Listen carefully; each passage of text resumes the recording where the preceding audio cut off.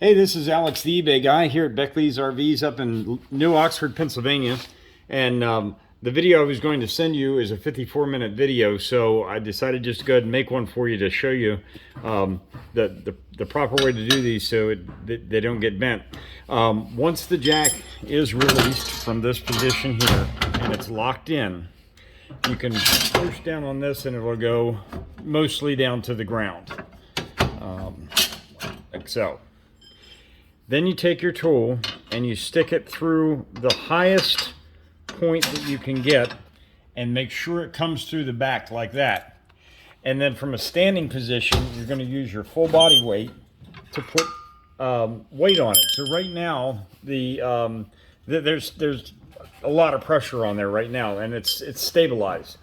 In the old days, and you don't have to worry so much with the round tubing of Sylvan, but in the old days you had to be very careful not to torque your frame when you were using these, because these actually do create a lot of pressure on the frame.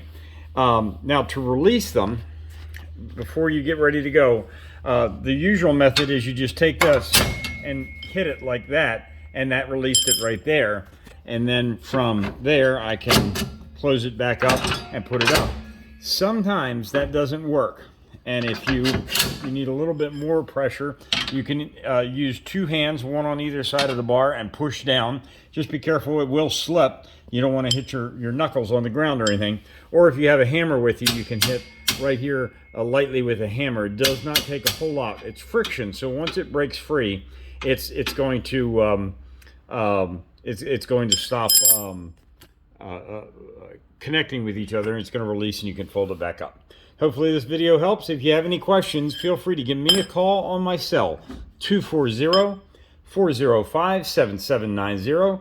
That's 240-405-7790, and this is Alex, the eBay guy.